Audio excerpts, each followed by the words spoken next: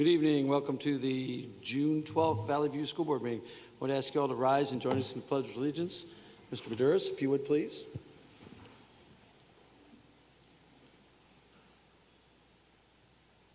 Pledge allegiance to the flag of the United States of America and to the republic for which it stands, one nation, under God, indivisible, with liberty and justice for all.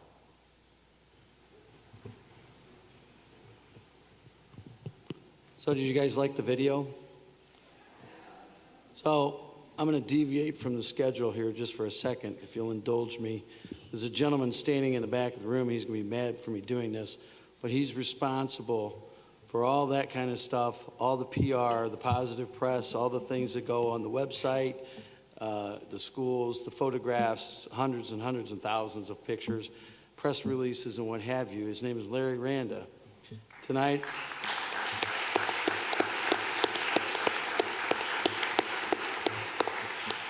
and I wanted to do this before all the kids grab their certificates and head home. Tonight is Larry's last meeting. Larry, I personally want to thank you for your hard work and dedication to this district for the last 10, 12 years, whatever it's been. You've done an outstanding job of promoting us in the light that the public sees, and it's not just our school district. We know we got a good thing going on here, but it's the stuff that the public that isn't part of the Valley View School District, and they see it. And I want to thank you. This guy's been outstanding. He's a professional. He used to run a newspaper, so he knows what he's doing. And his replacement came recommended by him, so we look forward to learning a lot and teaching Jim a lot as well. But I know you'll only be a phone call or text away if we ever run into a problem. But God bless you, and thank you for your efforts.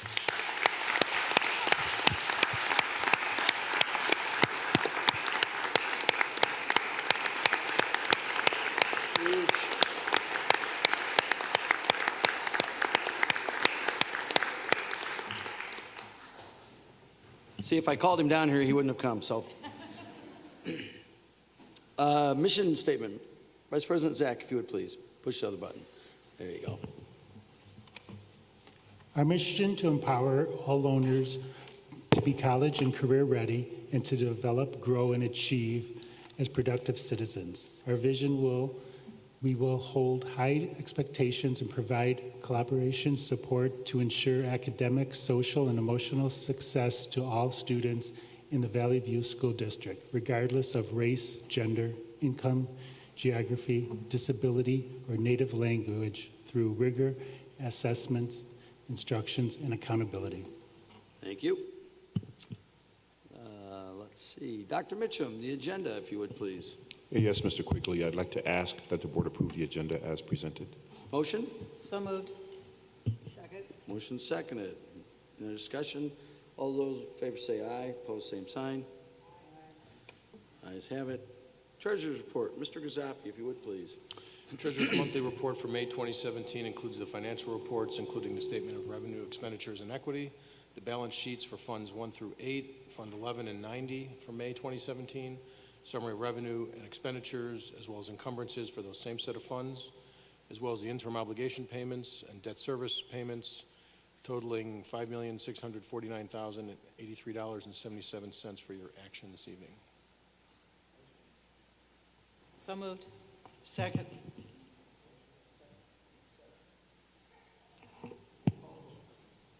Member Baduris? Yes. Member Gilbo? Yes. Member Perro? Yes. Secretary Sikora? Yes. Vice President Zach? Yes. President Quigley? Yes. Schedule of bills for June 2017, we've got 6 funds representing $3,590,742.93 of expenses for your action as well. So moved. Second. Member Baduris? Yes. Member Gilbo? Yes. Member Perro? Yes. Secretary Sikora? Yes. Vice President Zach? Yes. President Quigley? Treasurer's action information reports 5.3 through 5.6, summary of investments, property taxes received, the state funding update, as well as the all schools trust account activity are there for your information. I'm happy to answer any questions if you have any. 5.5, the state funding. I noticed that we're down a couple million. Did we get some funding from the state at some point? Or did I miscalculate something in a previous meeting? I think within the next 20 days, the end of the month, that will go up by at least another 50%. That will be up to 12 million. With Maybe, no, maybe, did we estimate what it would be by the end of the year if we didn't receive payment at 12 million? Because in my brain, I thought we had 12 million. that is what we estimated. That's Okay. basically 3 quarterly payments, 3 categorical quarterly payments. So this is where I get to pontificate again. Please contact your state legislators or anybody else you know that has anything to do with passing a budget in Springfield and encourage them strongly to properly fund education in the state of Illinois. If they do it right, it'll lower our property taxes. Consent agenda items. Dr. Mitchum. Yes, Mr. Quigley. I'd like to ask the board to approve consent agenda items 6-1 through 6-10. 6-1, board meeting minutes for 5/22/17. 6-2, executive session meeting minutes for 5/22/17. 6-3, gifts for Tibbet Elementary School, Oakview Elementary School, and Romeoville High School. 6-4, trips for Romeoville High School. 6-5, resolution number 1585, prevailing wage ordinance. 6-6, authorization to prepare a tentative budget for fiscal year 2017-2018. 6-7, renewal of treasurer's bond and working cash bond. 6-8, resolution number 1586, providing of transfer of funds from the educational fund and the operation and maintenance fund to the debt services fund for principal and interest obligations. And 6-9, student activity contract approval request, Brooks Middle School with Johnston's Incorporated. And 6-10, an intergovernmental agreement extension with New Lenox School District 122. So moved. Second. We have a motion, we have a second. Any discussion? I have a question. Mr. Christofi, I did ask this earlier today via the email as to why we're taking out of the educational fund. I still have trouble with that. I understand that now is the time that this has to be done with transfer, but I don't understand. To me, educational fund is meant for the education of the students, pay the teachers, whatever. Why are we taking out of the education fund? The amount listed there of $2,370,000 represents a couple things. One, we've got 5 leases, technology leases, which we're making the payment to the bondholder or the leaseholder. The most recent tech lease, number 5, was $970,000. Tech leases 1 through 4 was $1,309,000. We're also making the Wilco payment for the improvements there, $81,234. So you total those up, we've got $2,361,000, thus the need for the transfer. And so those are educational expenses, to your question. The State Board of Education requires that payments for both short and long-term leases be paid from the debt service fund, Fund 30.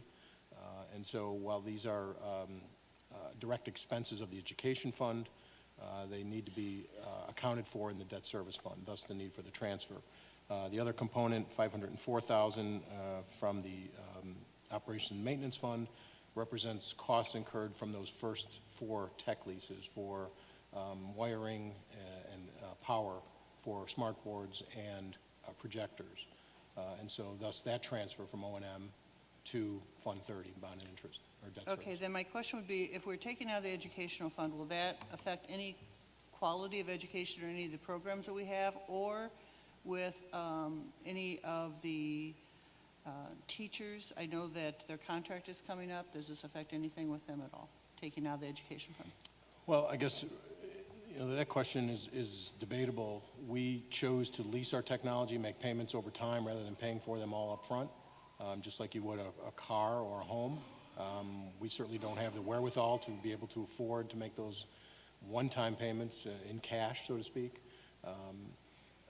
It would be just as easy for us to be able to make those payments directly from the education fund or the operation and maintenance fund for those items that are used in the classroom. But unfortunately, as I indicated, the state board requires that they be accounted for in the debt service fund. And so those costs go back several years when we decided to make technology improvements and purchases over time. That's okay. So back to the question. Will this affect any of the programs that we currently have in education as far as like buying of textbooks or the programs that we have, Or will this affect anything to do with the contracts that come up for teachers next year? Being we're taking money out of the education fund. I guess to me, it's all part of the big puzzle, right? You know, we could spend no money and have, you know, piles of money and not do anything, but we need textbooks, we need technology, we need salaries, we need benefits, we need all of those things, and they're all part of the overall budget. And so, would it have an impact? Sure. Anytime we spend $1, it has an impact. And anytime we don't spend $1, it has an impact, just like it would for your home. So, I know I'm not answering your question, but yeah. In the Educational Services Department, aside from obviously salaries and benefits, the majority of the money that we spend, about 3/4 of the money we spend on instructional materials, supplies, and the like, is funded by federal grants, Title I primarily, supported by Title II for professional development, and about 1/4 of the money that we spend in our budget is from local funds. And so we budget on a year-to-year basis, and we intend to maintain the level of resource and programming that we provide currently in the Educational Services Department with the funds we have. So typically, I don't think we've ever had anything affect the classroom. I don't ever remember us taking money out of the education fund. I can remember us taking, I know that this time of the year, we always take money out of one fund for the other to pay certain things, but I don't ever remember it coming out of the education fund. I guess that's why I'm asking. Yeah, certainly. I mean, as I mentioned, this represents 5 years of technology integration into the classroom throughout all grade levels. And so we have methodically been using the education fund to make those payments. Back in 2009, when the Illinois Program Accounting Manual changes were implemented, they renamed the bond fund to the debt service fund. They also included objects 7,000 and 8,000, which required those expenditures, if you will, to be accounted for in the debt service fund. And so prior to that, you would not have seen these payments because they would have been made directly out of the education fund or operation and maintenance fund. Now, because it's required to be done via transfer, there's a resolution, and thus it's done typically in June at the end of the year.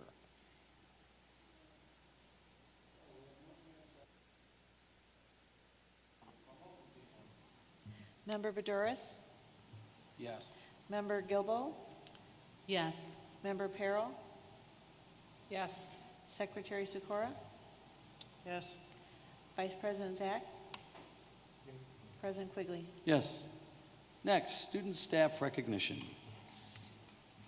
Let's see. We have up first ISHA Girls Track State Qualifiers from Bolingbrook High School, if you would please. First,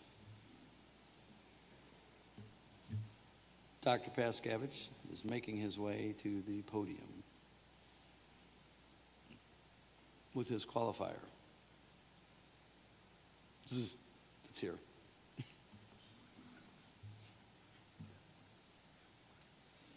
Good evening, community, colleagues, Board of Education, President Quigley, senior leadership, Dr. Mitchum.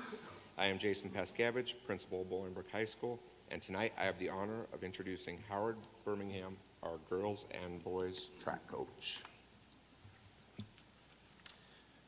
Hello.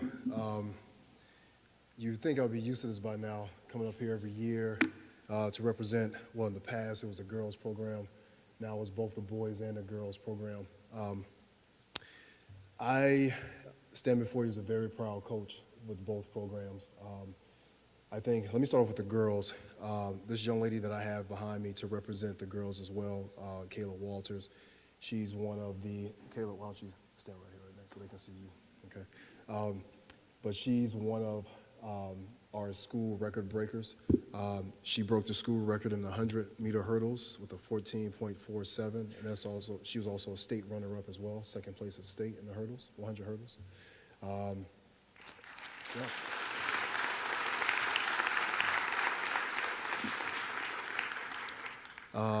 She, as well as Caitlin Johnson, who was unfortunately unable to be here, broke the record in the school record in the 300-meter high hurdles with a 46.1 seconds. So both of them are school records. Kayla Perry, who was unable to be here, qualified for state in the 100, the 400, the long jump, and the 4x1. And Kayla Walters also for the 4x1 team. Sorry about that as well. Kayla Perry also broke the school record with a jump of 18 feet 2 inches in a long jump. Claire Young also broke a school record with a 5 feet 8 inch clearance in order for her to qualify for state for the high jump and for the 4x1 as well. And Tiana Taylor also qualified for the state in a triple jump with a 36 feet 1 inch jump. And then for the boys, they qualified for state as well in the 4x1. And we had a few individuals who qualified for the individual events in the state meet. For the 4x1, Sean Showalters, Josh and Jake Parakis, Tyler Elmore, they qualified for state in the 4x1. Tyler Elmore also qualified for state in the 100, 200 meter dash. And then Leon, I cannot pronounce his name, so I'm not going to even try it, okay? I apologize. But Leon also qualified for state in the pole vault as well. I am very proud of these individuals, and I know now that they have a full, clear understanding of what it takes to be fully successful at the state, which for them, I think it's fair to say, to win state, their training is ongoing as we speak so that they can be the best of the best. And they're also pretty darn good as student athletes as well, academically. So thank you for your time.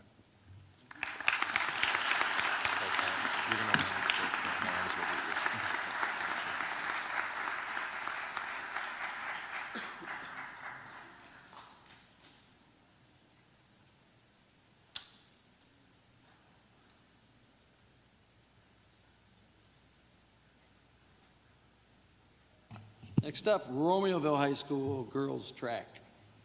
Good evening, President Quigley, distinguished members of the board, Dr. Mitchum, senior leadership, and community members. It is truly my honor to call up a special young lady that is a teacher and coach at Romeoville High School to talk about an even equal or greater special young ladies that are our IHSA girls state qualifier team in the 200 meter, 4x1, and 4x2 meter relays. Ms. Michelle Telez. All right, hi there. This year we had a greatly successful season. We were so excited to not only re-qualify this year, since we qualified both of our relays down last year. They did not make finals last year. They just missed it by 1 or 2 places. We not only made it to finals this year in our 4x1 and 4x2 relays, but we placed second in both of those relays. Congratulations to those girls. One of our athletes that was in both of those relays also individually competed in the 200 meter dash, which she placed 4th in. So that is a great success for our team.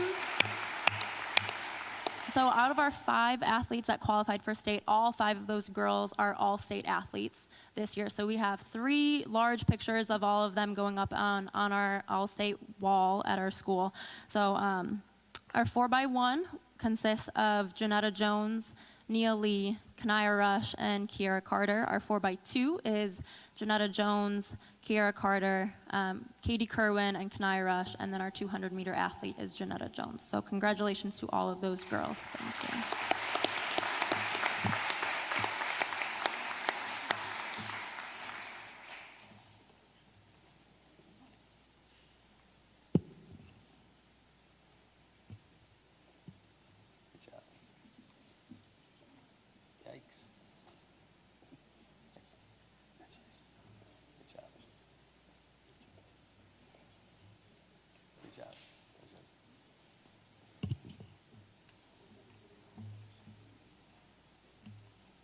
Pardon me? And the team finished 9th in the state.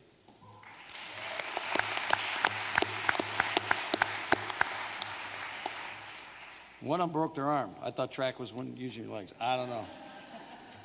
Every time we have a group of kids, there's always somebody hobbling. And I don't want to upstage you, President Quigley, but the guy never stops. I mean, it's his last night and he's still going and going and going. All right, it is my honor to call to the stage here in a minute Mr. Scott Harper, a long-stud teacher and coach who has affected so many students and athletes at our high school at Romeoville, to talk about a special young man and the IHSA state qualifier in the 200 meter. Mr. Scott Harper. Thank you, Mr. Strode. Good evening, everybody. It's nerve-wracking being here because it's hot in here and I'm sweating. Even though the air is on, it just doesn't matter. The young man behind me, he's a great young man. He had somebody qualify with him. The other young man qualified in the triple jump, the long jump, finished in the top, I think, 30 in the state. The young man behind me qualified in the 200, running a time of 22:02 for a career best.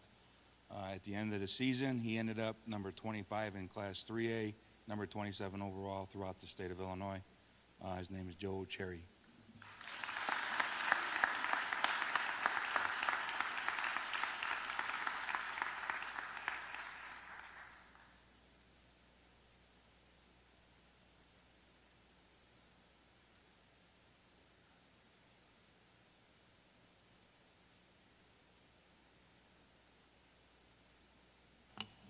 Middle school, let's see, Vito Martinez.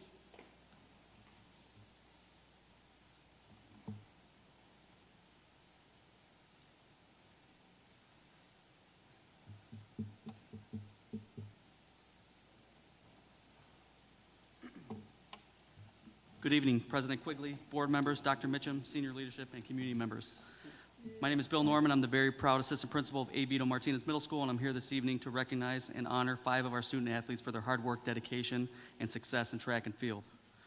According to the track and field coaches at AVM, these 5 student athletes are extremely hardworking and always gave 100% effort at each and every practice. They also represented AVM with the utmost dignity at this year's state track tournament. We want to wish our 8th grade track stars the best of luck at RHS. Unfortunately, our track team, our state qualifiers, are unable to make it, but I still think it's important that they're recognized. Jaden Battle, Calvin Glass, Joseph Adam, Justin Lynch, and Jaquil Brown are our state qualifying track athletes. Thank you.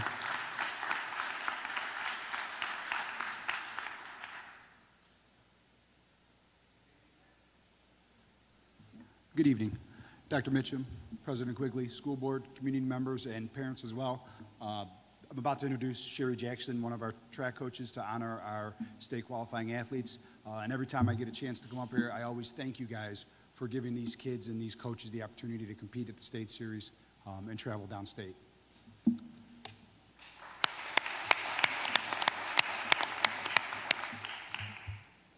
Good evening.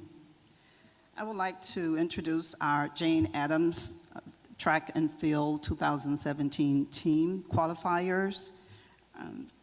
They worked hard to qualify and did their best downstate, in spite of the weather, but they did their best. As I called your name, you can step forward and accept your certificate, please. First, 8th grade girls, 100 hurdles, Yaneli Izagiri.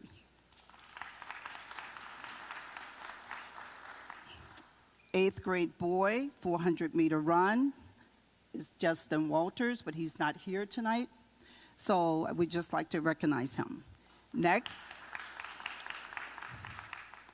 Brianne Moore. She was our 8th grade shot put downstate.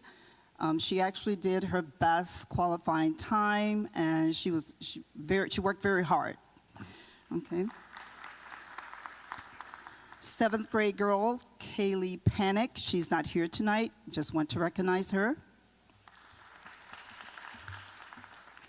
And a 4x2 7th grade boys relay team, Jalen Johnson, Jaden Matlock, Alec Robinson, Jacoby Bramlett, who is not here,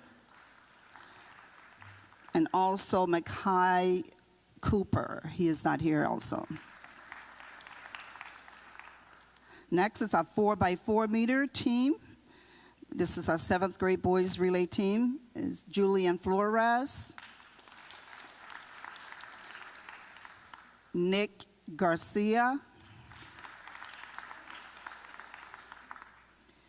Brett Wasick, Connor Wasick,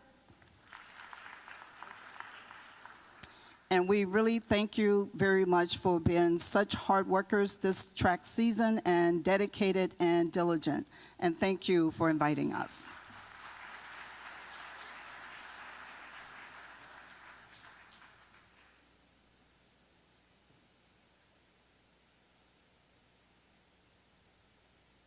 So before they all wander off, the junior high kids going into high school, I just want to let you know something.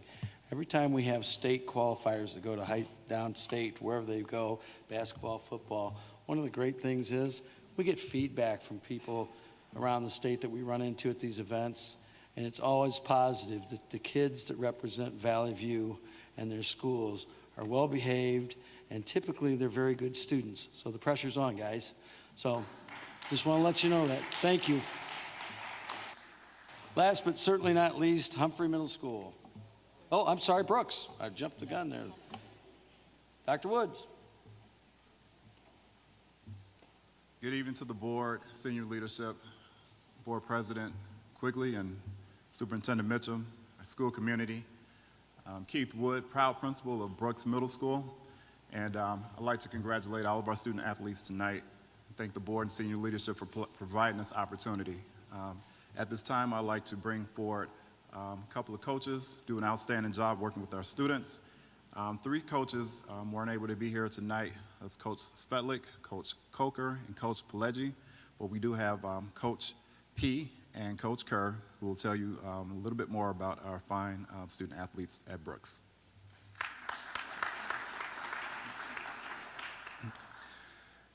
Good evening, board members, parents, and athletes. First of all, thank you for the opportunity to recognize these outstanding student athletes. And as Ms. Quigley just recognized, these are student athletes. None of them have missed any weeks due to ineligibilities or anything like that, so we count them accountable for that, and they're going to do a great job in high school. Don't you worry about that. Just to recognize some of them, we had 15 track athletes who competed in the IESA state tournament in Peoria.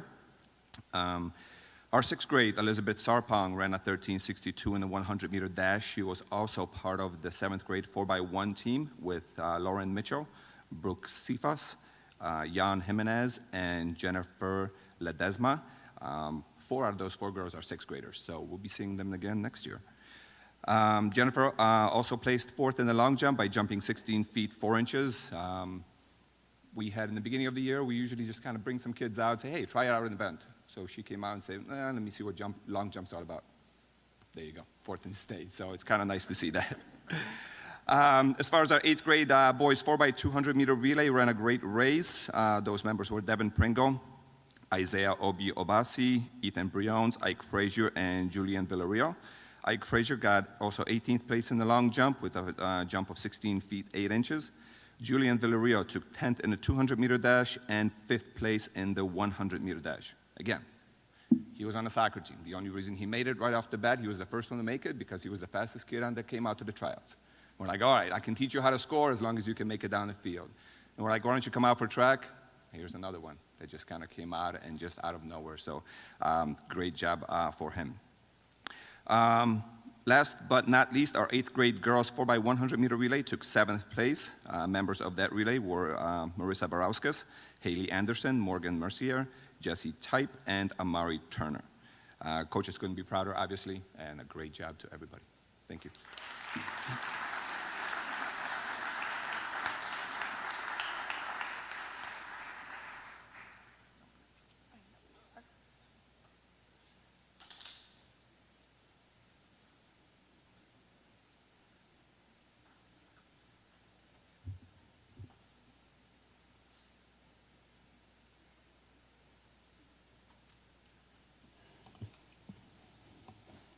Come on down, Humphrey. All right, thank you. Dan. Good evening, school board, Dr. Mitchum, senior leadership, colleagues and guests. I have the great pleasure of introducing our 2 coaches, Mr. White and Ms. Thomas. We're going to introduce our track team, and our 7th grade boys ended up taking 4th place overall in state. They had a great season. So here they are. Hello and good evening.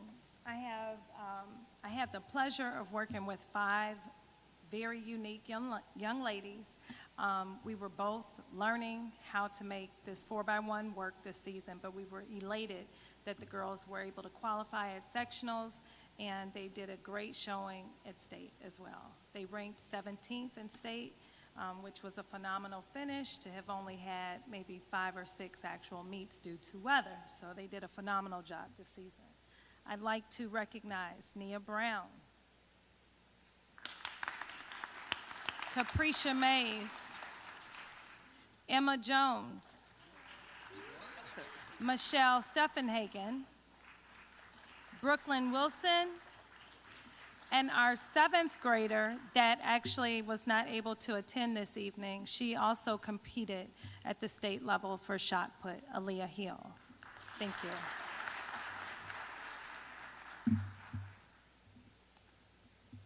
All right, I'm going to mention our male athletes on our boys track team. First of all, Jaquan Howard, who's not here tonight, won the state long jump competition, jumping 19 feet and 6 inches, and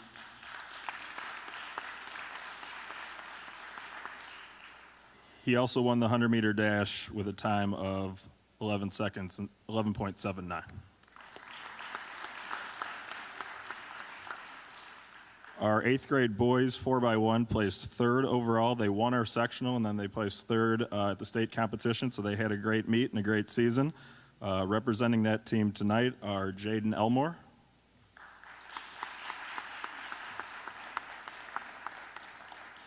as well as Chris Sabalos.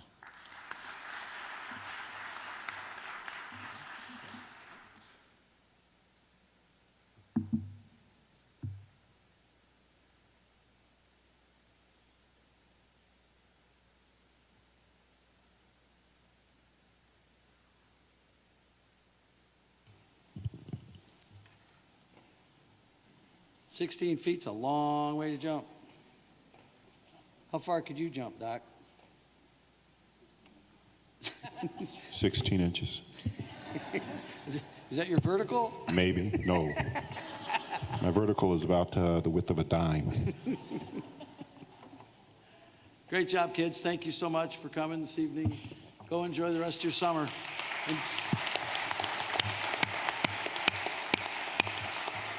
don't forget what you learned. Let's see, moving down the agenda. Board liaison reports, any and all. From my left, Yes, Debbie and Member Sikora and I attended the new SIS demos, SIS's Student Information Systems. There were 3 vendors that the district is looking at. One is Skyward, and the other one of them is Power School. We listened to their presentations on June 5th, and on May 30th, we heard Infinite Campus's presentation. Today, there were open mic meetings, sessions with Skyward and Infinite Campus for question and answers, and they are looking at having this new system in place for the 2018-2019 school year. It's a big deal replacing the student information system, so our staff is working diligently to select just the right one. any from my right? I just had one. As you know, the Illinois General Assembly adjourned session without passing a state budget, so they are planning perhaps to come back towards the end of the month. If they do not pass a budget by the end of June, they will have gone a full 2 years without a fully operational budget. Education was spared somewhat last year by they passed an education and a few other social services budgets. But unfortunately, that's not maybe going to be the case this year. One of the budget bills that passed caps property taxes for 2 years and doesn't necessarily provide a great deal of support for education. There are other bills out there. What it's all going to look like before it's soup, nobody really knows. But the locals are picking up the slack where the state has failed to support education, lots of other social services as well. You know, the government has a few jobs. One of them is to provide a safety net for those who can't or need assistance and so on and so forth. And I think it's time for the state of Illinois to put the political gamesmanship aside and do what's right for the kids and to the families of Illinois. It's a tough road to hoe. Nobody wants to pay more taxes, but you're not going to, you're not going to cut and you're not going to efficiency or grow your way out of a $14.6 billion backlog of bills. That's just what they owe. The pension debt has climbed to something in the $180 billion range. This is all on a budget that averages between $36 and $40 billion a year, depending on the year. Anywhere in that neighborhood, 32, 36, something, depends on what they've got going on. I don't know what the solution is. I know our General Assembly members around here are very frustrated as well, be they Republican or Democrat, but at some point, the suffering has got to stop. It's hard to run a district this size on the unknown. It's hard for the smaller districts and other places downstate who rely considerably more on state assistance than we do. Fortunately, we have a very large EAV. We have a lot of businesses that help balance out some of this. It doesn't necessarily seem that way when you get your property tax bill, but we do. Some of the downstate districts get the full share of the state aid, which is $6,209. State formula is $6,209. What is it? Give or take a couple of bucks, a few dollars here, a few dollars there. We don't get nearly that much, Gary. What do we get? $1,200, right in the $1,200 range. That's per student, correct. It's not necessarily true that Illinois doesn't fund education. We just don't fund it like other states do. We are at the bottom of education funding out of 50 states, or 49th. I think we're 50 now, and it shouldn't be that way. The state of Illinois has an economy that rivals the top 24 countries in the world.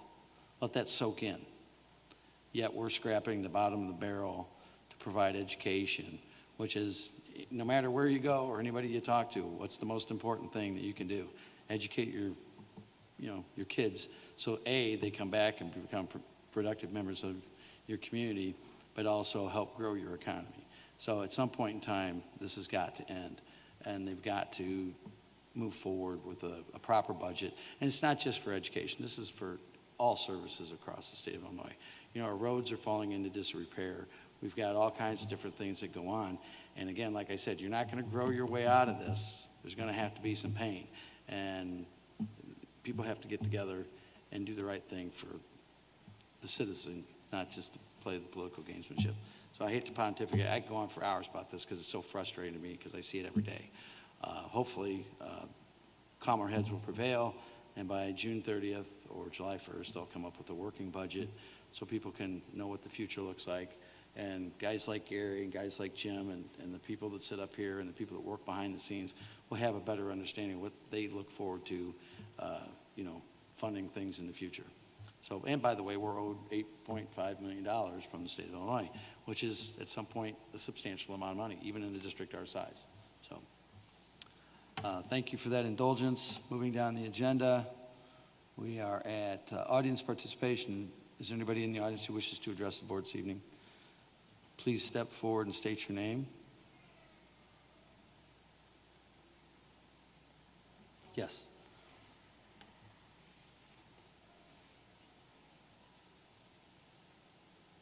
Hi, my name is Cheryl Avery, and I am here representing the Bolingbrook High School Theater A-Wing, the parents and the students that are very interested in getting back their black box theater.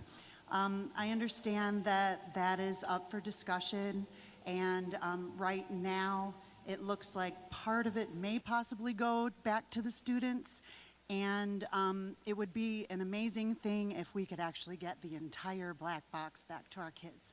And if I can just give you an idea of what that would mean to our theater and our music and all of the programs that happen with the arts. We have some kids that every week are working on their speech team speeches, are working on their contest play, and they never once get to perform their show on a theater stage before taking it to competition. So make that akin to asking the basketball team to maybe go into the cafeteria and say, don't worry, it's just about the same size. You can practice in there. And then I want you to go to state and give it your best. It's really not right. It would be really important to our kids to have what they need to flourish in the things that fill their passion. And many of these kids go on, as I have done in my life, and become a professional actor. I am living and breathing in Bolingbrook with an actor as a husband, and I'm an actor. And we have 2 kids in the VVSD school district, and we're very proud to do so. It's so important that these kids have a proper rehearsal space, but not only that, it'll benefit our entire school community because it will be able to bring revenue back into the school by using that rehearsal space for other things. We have Bolingbrook Park District Dance Force that is constantly using the high school. We have many other performances that could be done there, whether it be for jazz bands, concert bands. Right now, a lot of our band members are rehearsing in the dressing rooms during classroom time because they don't have a space to properly rehearse. They have their one classroom, but you can't have the drummers drumming while the other kids, they can't hear each other, right? So they need to have their sectional rehearsals. It would be great to have a big open space where they could rehearse their dances for the big musicals that so many of our community members enjoy. And for our huge musical program during the holiday season that I know Miss Perro and many of you have all enjoyed, and for your madrigals that come here every year and sing for you. And it would just be really important to our kids and really important to our teachers to have that facility to be able to give these kids what they need. I see our speech kids in the hallways practicing because they don't have a place to go, and then getting yelled at by teachers for making too much noise in the hallways. And these are kids that are bringing us IHSA awards back to our schools. My son included, so I'm going to root for him because he just came back with an all-state from IHSA. And because of these teachers supporting him and all of you being such great supporters, I hope that you will continue and consider that black box space for our kids because it's really important. Thank you so much. Thank you. Cheryl is talking about her son who just this weekend sang at the national anthem at the IHSA State Boys Baseball Championship Tournament. So he's one very, very, very talented. Anyone else? Seeing none, we will move down the agenda. Student due process cases. Dr. Mitchum? Yes, I'd ask that the board approve student due process cases A through C as presented. Motion? So moved. Second. Motion and seconded. Any discussion? Roll call vote, please. Member Badouris? Yes. Member Gilbo? Yes. Member Perro? Yes. Secretary Sikora? Yes. Vice President Zach? Yes. President Quigley? Yes. Next. Just lost my document. That would be me. That would be Action Report 11.1 pertaining to the fiscal year 18 Title I school-wide plans. Pursuant to the guidelines set forth by the Illinois State Board of Education, existing Title I school-wide buildings must review and update their plans annually to reflect new priorities and updates under the Every Student Succeeds Act, commonly known as ESSA, prior to applying for the FY18 Title I grant. The documents that we provided this evening on board docs reflect the required documentation in response to this compliance measure. Due to the percentage of students at each site who are eligible for free or reduced lunches, all pre-K through 8 high school buildings in Valley View School District are operating school-wide plans as defined by ESSA. A critical component of each building school-wide plan is a comprehensive needs assessment, which each of our buildings has completed.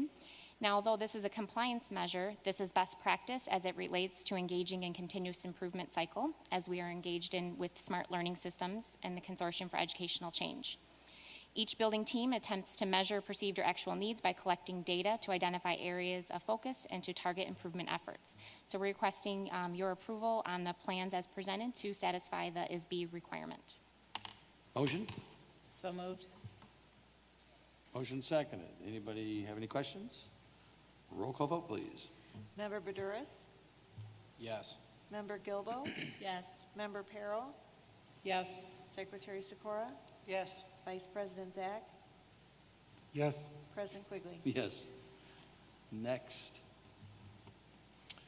Action Report 12.1 is the district's property casualty, student accident, and fiduciary liability insurance renewal. Our current policies will expire on July 1st, 2017.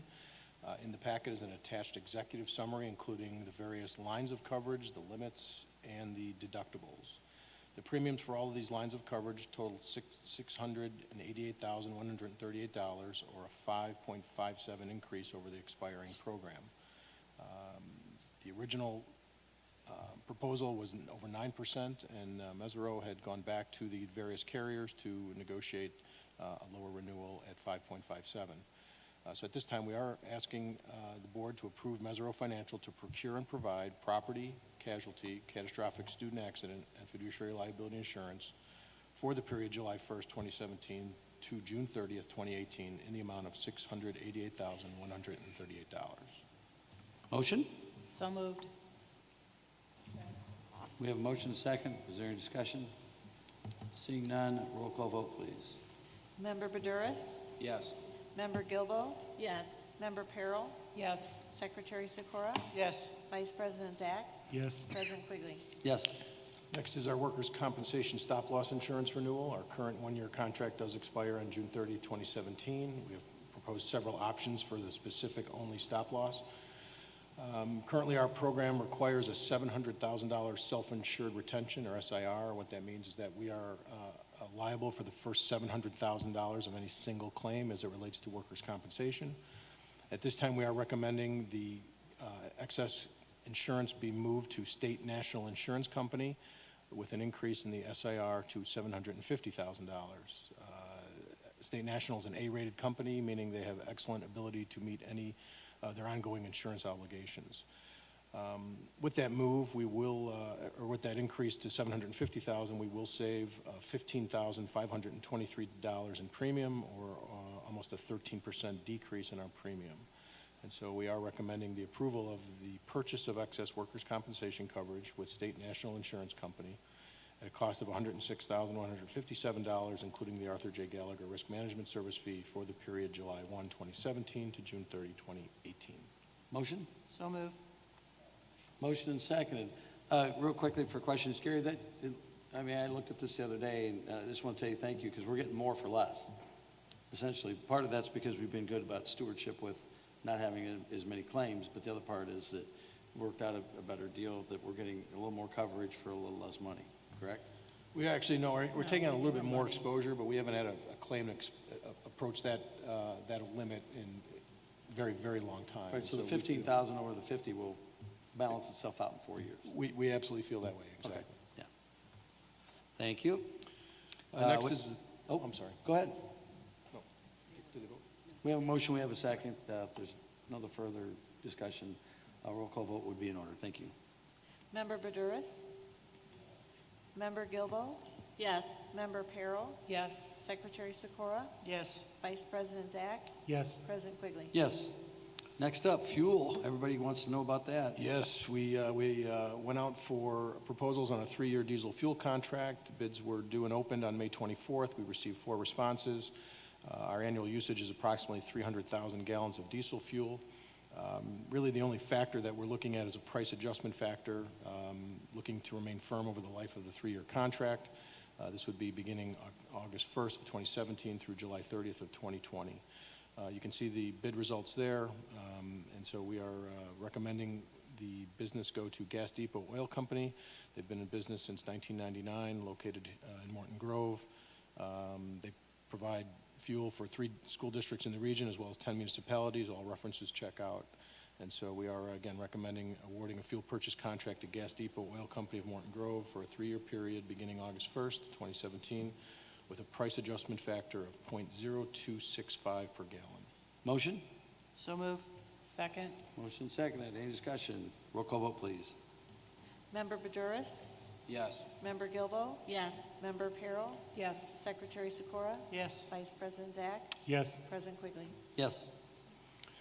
At the May 1st board meeting, an action report was approved to award a contract to Abbey Paving for the site improvements at Romeoville High, representing what we refer to as Phase 2. The board also requested an amendment to the contract with Abbey Paving to include an alternate bid, 1, which is the south parking lot improvements, which was initially bid along with the base bid. We were intending to look at alternates to the alternate in terms of saving some money. but after further review and discussion, we've determined the original alternate bid will provide the greatest benefit to the school in terms of site development, circulation, and access to Taylor Road. In the illustration in the packet, you'll see that there will be a new road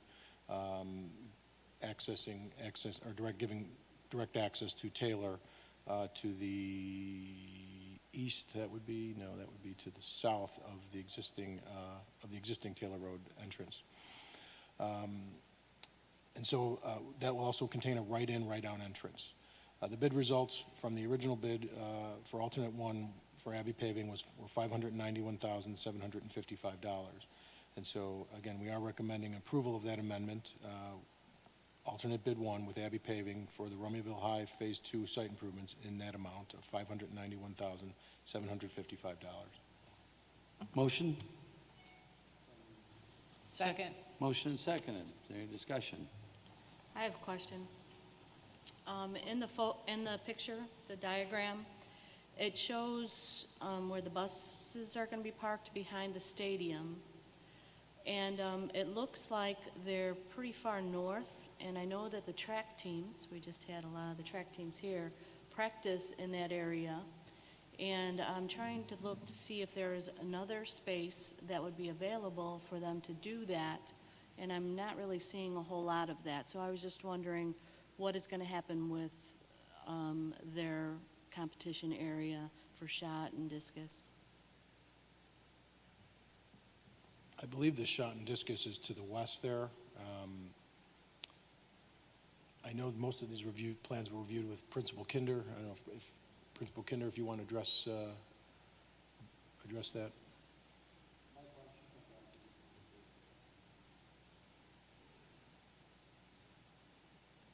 Good evening. It's on? Okay. Yeah? Okay, now it is.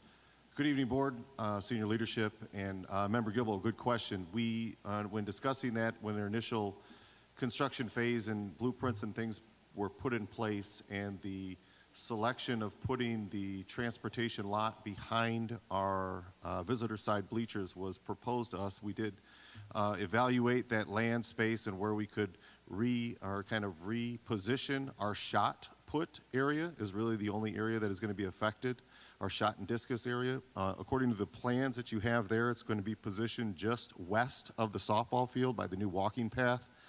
After further evaluation, we realized that that was probably an error because of where you're going to be throwing the discus is going to be right in the path of where we're going to be walking in the same season of softball and baseball. So after meeting this past Thursday morning over at Lukanzik with Mr. Lopez and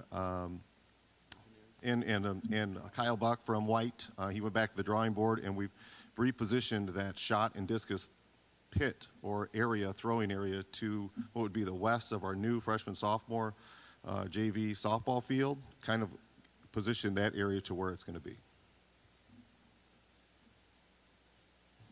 Okay, that's not really on here too much because it would be at the top of the diagram, and I know that area is also kind of slim. Absolutely. And the road is very close. Yeah, that Taylor Road is very close to that area that you're talking about. Troxel is Yeah. close. Yeah, Oh, Troxel, yeah, sorry, Troxel is very Troxel. close. You're right. You're absolutely right. In that sense, there's a sidewalk that's there to the west of where it would be. Right. And then you have the foul ball consideration from the varsity baseball diamond coming over, and then the foul ball component from going back from the JV softball team. And we were thinking about constructing like what would be a netted box for our throwers, for shot and for discus to go out into the grass area. But again, it's in the works to where it's at. It was a concession that we had put in place to kind of make room for our transportation department by housing those buses to have them there. We're already utilizing our south parking lot for the upwards of almost 75 drivers as it is currently right now that park on our south parking lot and then are bussed over to the transportation department. So. Yeah, I guess while they're competing, that's a very long walk. That's all the way across the field, almost from the highway to Troxel for the shot and discus people to compete. And I know they're in other events while they're competing, and that's going to be real tough for them to get all the way across to be able to compete. So yeah, if we could consider something to work that out. Sure, and a couple of considerations. There is a new path that connects the, behind the baseball fields that was done in Phase 1 that connects all the way out to Troxel. Yeah, it's just a really long walk. It is. And if it you're is. in another event and you're supposed to be at the other event and you're trying to get over there, they almost need to be shuttled to get to what they need to do. Not to be disqualified. Yeah, and not to be disqualified. Because if they don't make it to their other event, they'll be disqualified. Right, and that was one of the things that we were talking about, having your coach be in one area and then having to throw it another area to go through. And just looking at it and considering we host about 3 to 4 meets a year to where we're at, and there was also a consideration to our conference, whether we'd be able to, when it's our turn to host the conference tournament, that we would be able to designate a set time, whether it's earlier or later than when the sprints or different things are going on for when that is, because you got high jump, you got pole vault, and you're all running to different things. It's going to be tough to navigate, without a doubt. But I know that there was a district need that was proposed to us for where we were at, and it was one small area that we hoped to relocate to a different destination that was as close to the stadium as possible. And then after we looked at it, and I showed it to Mr. Strode and our coaches, they were concerned that it was going to be a safety concern with the walking thing. So we're just in the initial planning phases of trying to relocate that away for a safety concern, let alone the timing and the actual functionality of the actual tournament component, from keeping score and having your coaches there and everybody being able to participate. Because if your thrower is one of your runners or whatever it might be, it's going to be difficult to navigate. But we're going to have to work through it with schedule if that goes the way we're supposed to. Derek, is there space to the east of the varsity field there? Just on the outside of the outfield? There is space just to the east, but it's depressed. It's a recession. It's for stormwater detention that is there. It's very rarely ever been filled with water, to tell you the truth, the way the field drains. But it is a depressed area that would be there to what would be to the right center field and just to the west of the stadium. But again, that would have to go through the engineers in terms of what we're able to get there and a path, and having people view the event as well. What's the amount of square footage or acreage that's needed for the pit? The longest, the state record that I looked up on Wednesday is a 200-foot throw for the discus. So if we had a person that could throw 200 feet, that would be the IHSA state record. Our throws that we've seen, I think last kid that we had that threw over 180 was Vic about 3 years ago. But still, you got to have the area to get it done. It is gonna be tough to navigate. I know the shot with put that. pit's small, but the Yeah, distance shot put's anywhere about 32 to 40 feet or whatever Right. it might be. That's not a big deal. But the boys are the longest throws about 200 feet. Is it possible just to turn this a little further to the left? We looked at that, and then building a box like with the net piece and throwing the discus towards the field, again, like towards center field of the JV baseball field and the JV softball field, to turn it to keep the proximity as close to like the ticket booth and what would be center field of our softball stadium as well. Could be an idea to turn it that way. But again, you're really going to have to be cognizant of that, the walking traffic, because you don't want to have an errant discus or shot, for that matter, go wide. As far as scheduling, how often is a softball game occurring at the same time as a track meet? Like I said, we host anywhere between 3 to 4 events a year, because we run tries and quads now with our conference competition, and most of our tournaments. It's expensive to host a track meet. It's very expensive with the fat timing and everything else that is associated with, so we rotate the schedule. But if you're looking at about a 12 to 18 game varsity baseball and softball team, and going home and away, you're about 25 to 32 dates that you can conflict with your 3 home track meets. Most of our track meets, larger ones, our conference tournaments are on Thursdays. Some are hosted on Saturdays for the tries and different things that we do. So there would be conflict with spring sports. But you just have to, again, you're looking at timing and the walking traffic that would be there. Have we looked at alternative locations, like, say, behind this building, for that property that we have to the west? We didn't until Wednesday or Thursday morning when we met. Okay. Yeah, we looked at about 4 or 5 different option layouts. We actually laid it out and looked at, balancing the feasibility of efficiency of athletes, but also safety of utmost concern. We look at possibly putting nets up as well, just for protection from the other fields. There's a possibility of putting a netting up to help in terms of safety as well.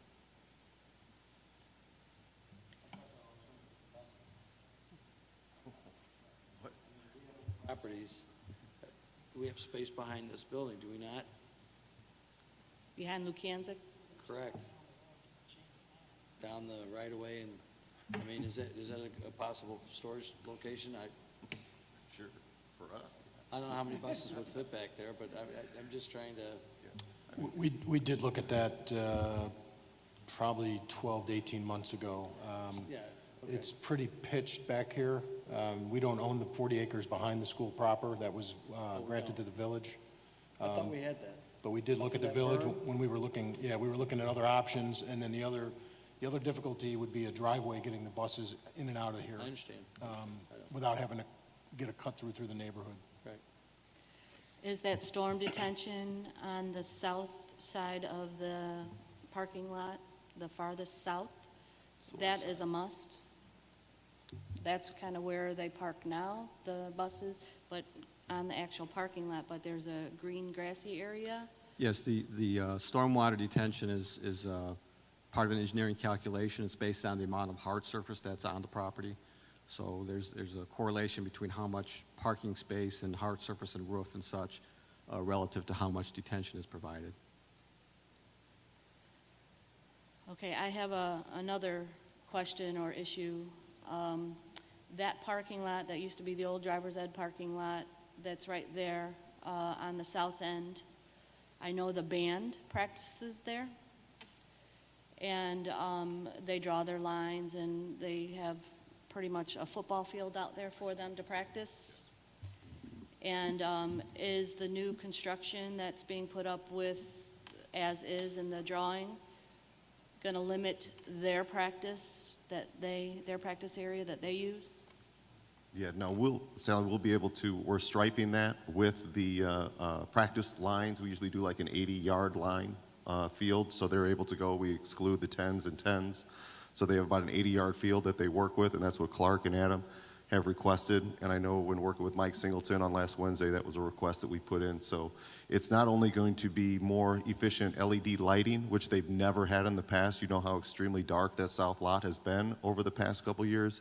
And also in the construction planning, we also put in outlets on the light poles, so they have the ability to plug in their amplified systems to be able to communicate to the kids through the microphones and have the different supports that they have out there as well. So this lot and this drawing is going to be greatly increase the functionality of the band that they've had over the years, because they've been operating on car lights for a long period of time, as you know. And this is going to be an extreme upgrade to what they've been doing in the past. Good, that's good to see. No further discussion. Where are we at? We have a motion and a second. Roll call vote would be in order. Member Badouris? Yes. Member Gilbo?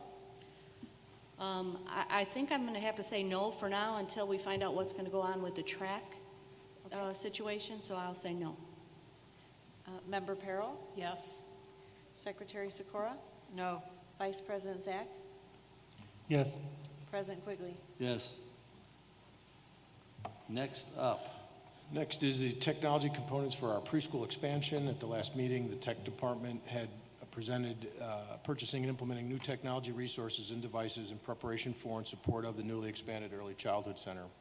The components of this proposal are designed to meet the needs of students and staff at all 4 locations where preschool students are located, namely the Early Childhood Center, B.J. Ward, Irene King, and Jamie McGee. The new technology resources will provide to all 32 classrooms, which include the 26 at the Early Childhood Center and the 2 classrooms located at the 3 schools I just mentioned. I won't list all the components there, but you can see them listed in detail in terms of what the recommendation is. And so at this time, we are recommending approval of the purchase of technology items for Early Childhood Center at a cost of $161,686, plus the associated lease finance costs. So moved.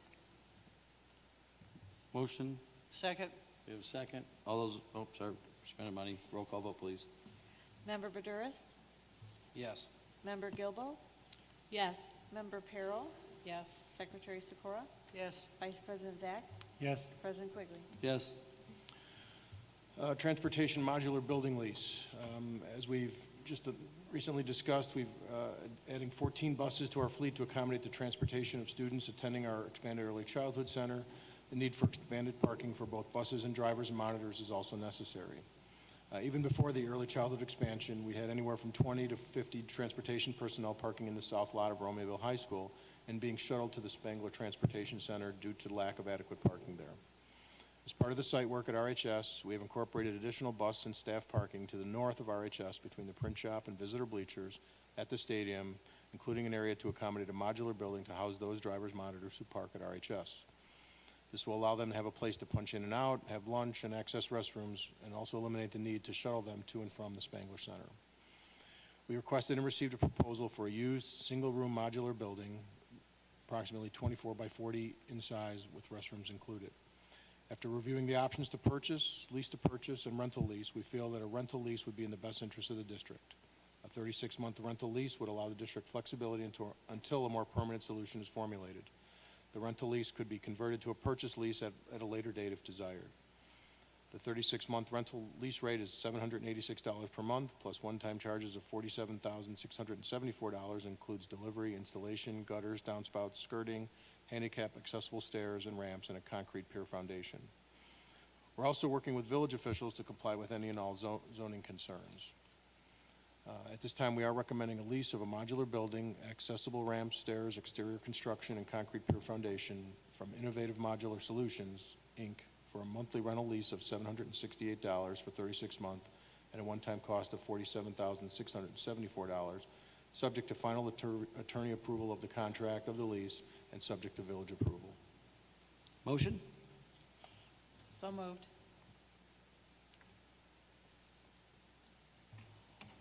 Second. We have a motion, we have a second. Everybody's got to push their button. Is there any discussion? I have a question. I thought originally we were discussing having them use the facilities of the print shop. Was that looked into, or this more economical, or? I don't think the print shop would be able to accommodate the number of folks that we're talking about.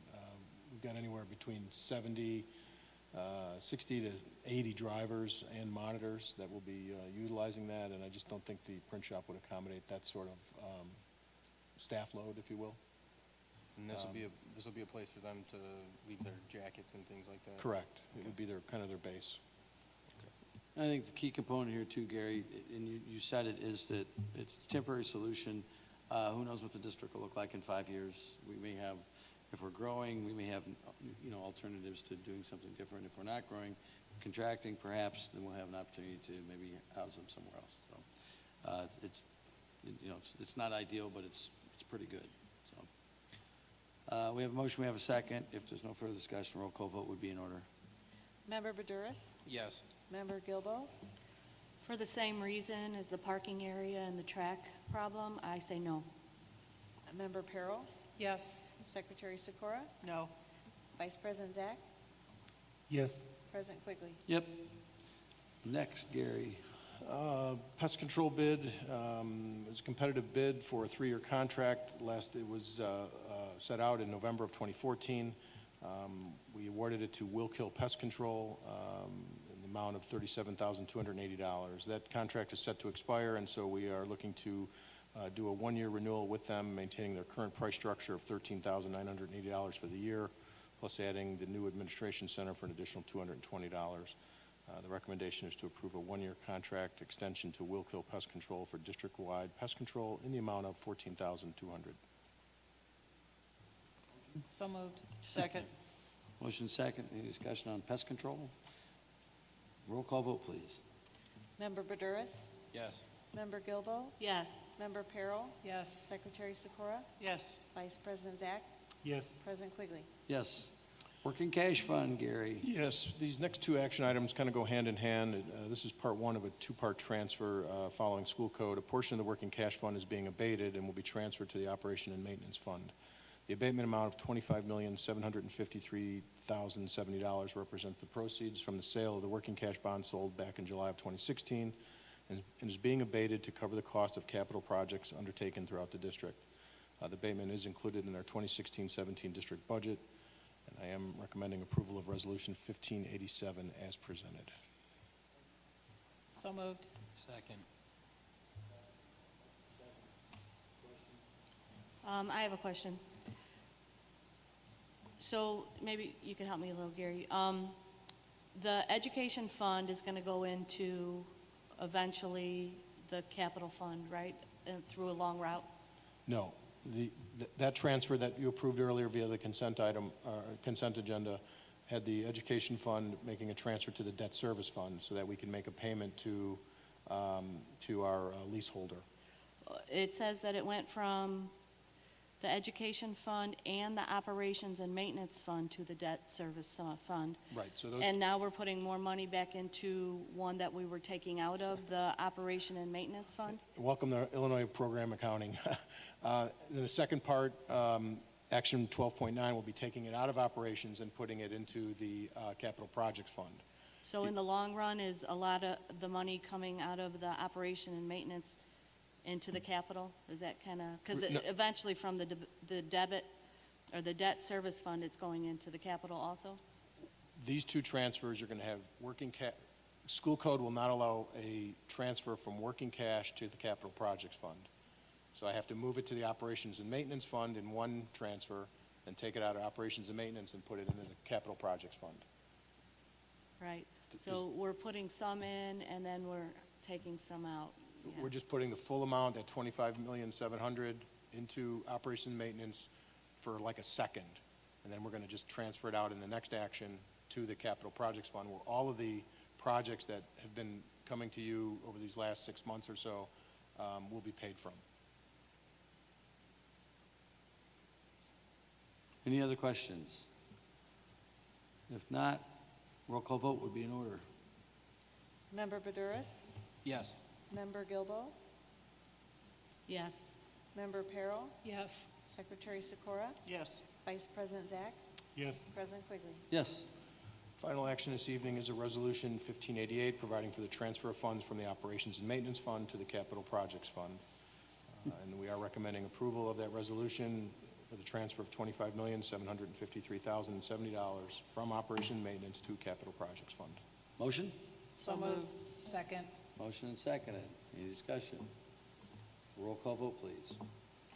Member Badouris? Yes. Member Gilbo? Yes. Member Peril? Yes. Secretary Sikora? Yes. Vice President Zach? Yes. President Quigley? Yes. Ms. Hawks, action report for certified personnel. Thank you, President Quigley. Action Report 13.1 this evening. We're seeking your approval on the Consolidated Action Report for Certified and Classified Personnel. We're asking for approval on 65 items for certified personnel, 47 for classified personnel, 3 for classified administrative personnel, and 8 for certified administrative personnel. Motion? So moved. Second. Motion and seconded. Any discussion? Roll call vote, please. Yes. Member Gilbo? No. Member Peril? Yes. Secretary Sikora? Yes. Vice President Zach? Yes. President Quigley? Yes. And before I move on to my next action report this evening, the Consolidated Action Report, the board approved a number of administrative positions, so we would like to just briefly introduce you to some of our new administrators. So if I call your name, would you please just stand? Starting with Mrs. Dawn McCrae. She has just been recommended as the assistant principal at the Kenneth L. Hermanson School.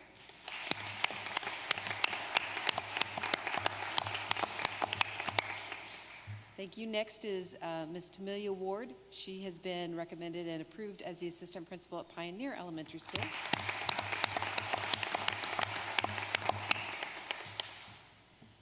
Jackie Lewis has been approved as the assistant principal at Bolingbrook High School.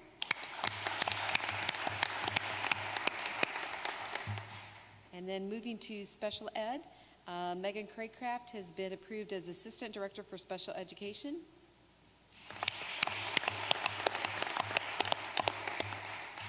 Jennifer Schultz has also been recommended as Assistant Director for Special Education.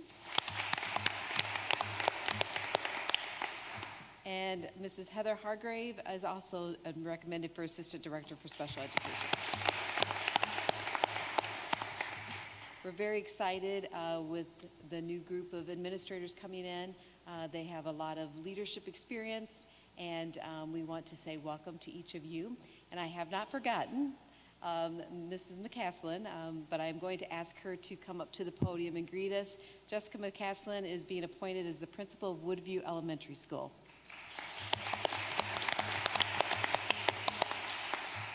Members of the board, including President Quigley, senior leadership, including Dr. Mitchum, and families and staff of Valley View, I want to thank you for this opportunity to serve as the principal of Woodview Elementary. I look forward to being a part of this district as a principal, as well as upholding the beliefs of Valley View and making sure to put students first always. Thank you so much.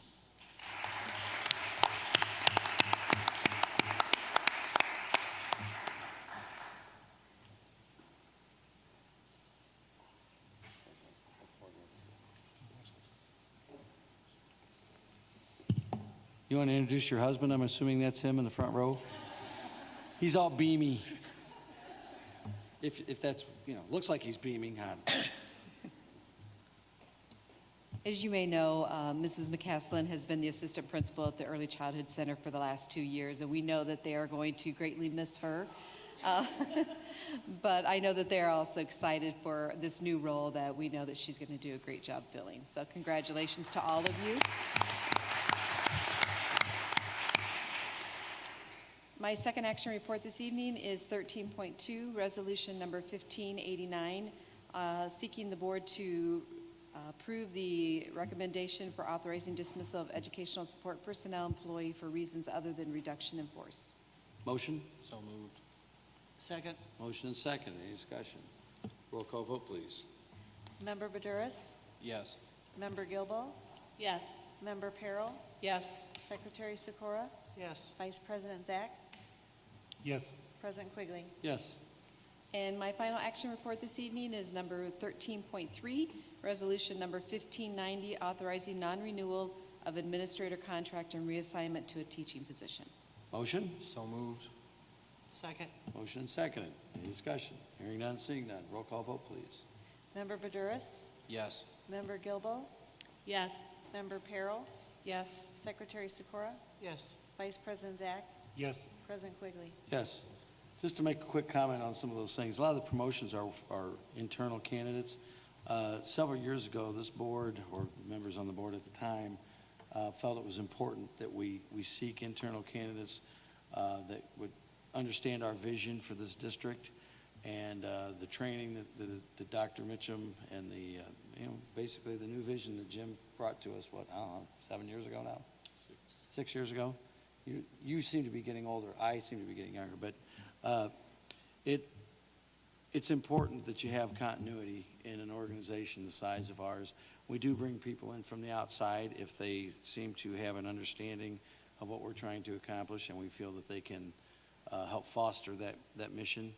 I got to tell you, I, for one, am extremely proud of the steps. We're a big rock to push up a hill. And it takes a long time to kind of make some changes, but the fundamental and foundational changes this district has undertaken and the fruits of those labors are starting to show themselves. And I think the principals at these schools, the high schools in particular, would attest to that if you have a private conversation with them about where we were, where we are, and where we are going. And the numbers are showing that. We have 2 high schools that have been ranked nationally. We have, our grade schools are now funneling into those high schools. We don't have 4 and 5 different divergent math curriculum paths that we had before. Not to say that the people who put those things together were wrong in their ideas, but at some point we all have to be rowing in the same direction in the same river. And I don't think that was necessarily the case. And Jim, you and your people that you've put this team together over the years should be commended for that and recognized. We don't do this at a lot of these other meetings, but this is a summer meeting, and I just think it's important that all these numbers that have been coming in the last several months have shown, and I got to be honest with you, I'm glad that I was a part of this and have been a part of it, but also that we had enough, you know, I don't know, fortitude to stick it out, but also the nerve to do it, and everybody here on this board and the previous board members should also be commended for some of the efforts that went into that. So you guys, those of you who are inside, you know what your expectations are. Anybody that's new, you have big expectations, kind of simple. So thank you guys all for that, and we look forward to great things from all of you. Superintendent's information. I guess that's Rachel? Nope, that's me. Nope. Oh, I'm sorry. So this evening, I have an information report to bring to you regarding job descriptions. Just a little background explanation on this. We have worked for a couple of years now off and on with the Office Personnel Union in working on job descriptions. And the last contract, they had very short job descriptions, and so they really were not where they needed to be. And so we've been working on those. We have approved already the office personnel or secretary job descriptions at the building, and now we're working on those that are at the ad center. So this evening I'm bringing 5 different job descriptions for you for your review. They did include information and input from union leadership, also from the people doing the jobs and from administrators. So I'll be bringing these back asking for approval at the July 17th board meeting. If you have any questions, I'd be happy to answer them. Thank you. Anybody have any questions now? Or if not, I'm sure Sharon would be happy to go in great detail with you in the next month. Legal services report. No report. That's what we all like to hear.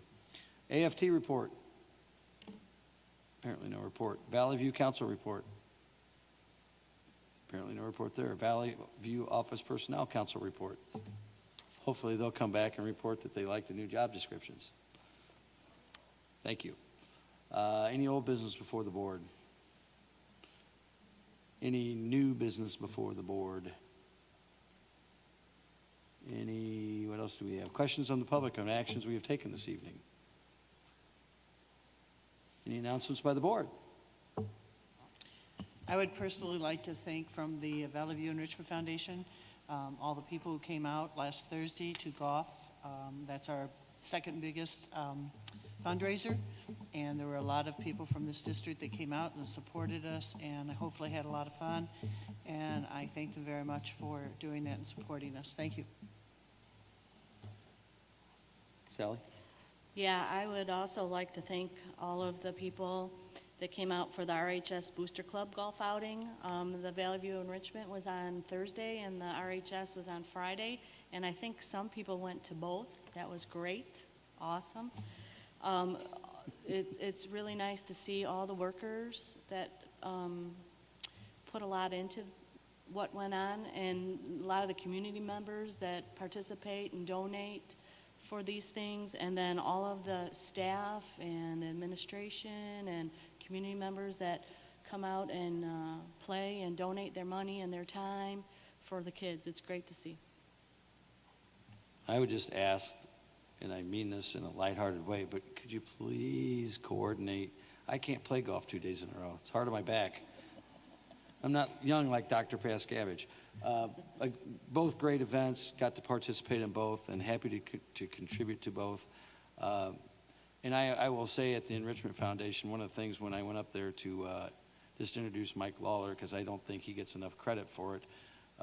Mike's a trustee in Bolingbrook, for those of you who don't know, but he's also one of the original founders of the Enrichment Foundation and has been the president for forever, and they have raised over $1.65 million for money to go back into the education. It's for the teachers. It's not necessarily in the classroom, for extra programs and projects that they want to embark on. And I guess some of it trickles into the students as well. But you couldn't ask for a better return on investment as far as I'm concerned. But Mike should get a great deal of accolades for that as well.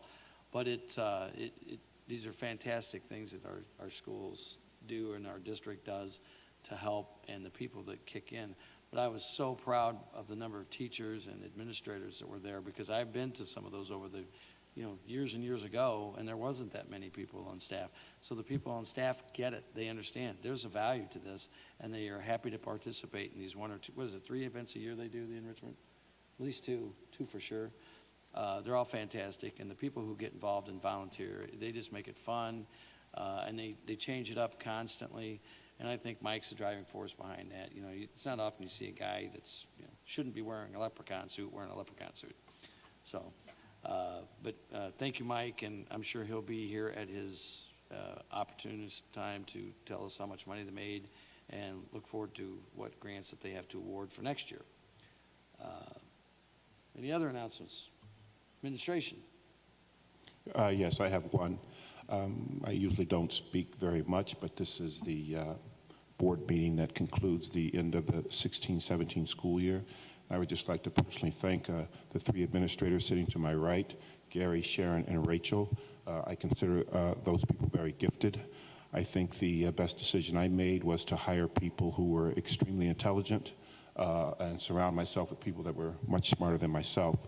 And Gary has always found a way to keep us solvent in the face of financial crises across the state.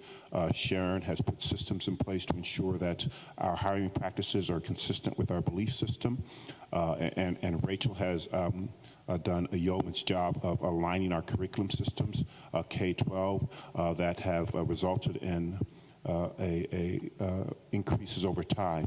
I may be tooting our horn prematurely, but our middle school ELA and math results are trickling in unofficially, and all 5 of our elementary schools have made significant gains in both areas. Now, we can't benchmark that against the state yet, so I'm slightly premature, but to see that all 5 of our elementary middle schools have made significant gains in both ELA and math indicates that the systems are working, and that those 3 people over there, although they play different roles, have a significant part in that, as well as all of the other administrators and directors, which trickles down into our building principals, who are the conduit between senior administration and the teachers in the field. So they are the ones who have to deliver that message. They're the one who have to wave the flag. They're the one who have to espouse our beliefs in a way that is not, what's the word I'm looking for? They do the work in the field. I can't bring, it's not theoretical. They do the actual work, and they're able to change theory into practice. And then finally, to our teachers who have bought into our belief system. And again, it's easier when Sharon puts a system in place that ensures that the people we hire do have a consistent belief system with ours, which is unique to most districts. I'm very proud of the fact that all districts espouse that they put their students first. But when you benchmark people's rhetoric against their commitment, most districts come up wanting, as have we in the past. But I'm confident and very proud that our rhetoric does match our commitment with our kids, and that when we say we put our students first, we actually do. So thank you to those 3 sitting to my right, and thank you to the district as a whole for ensuring that we are doing the best we can for our kids, and it's showing in our results.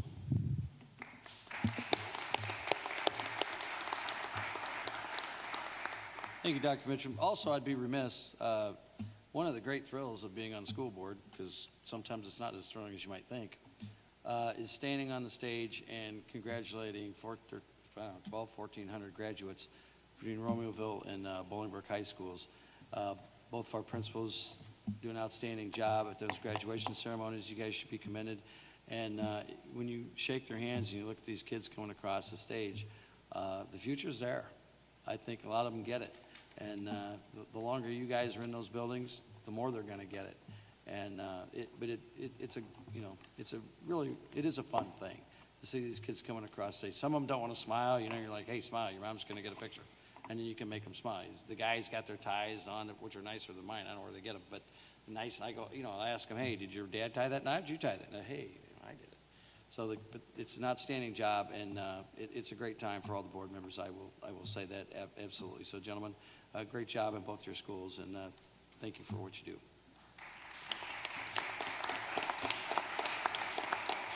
Any announcements from the public? Motion to adjourn would be in order. So moved. Second. We have a motion. I didn't think we were going to get a second. Motion second.